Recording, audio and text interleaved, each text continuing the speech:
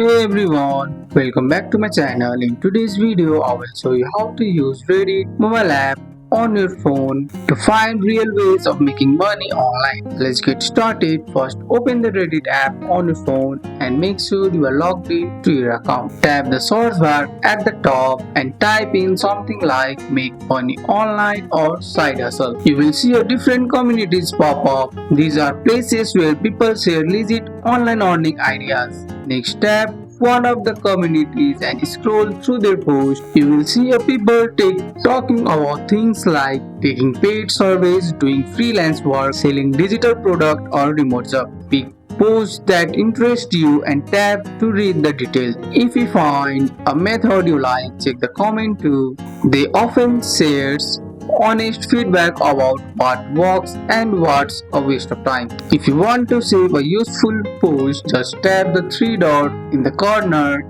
and hit save so you can come back to it later. And that's it. That's how you make money online on Reddit mobile app. That's all for today's video guys. I hope you guys like this video. If you found this video helpful, drop a like, subscribe for more videos. Thanks for watching. See you in the next one.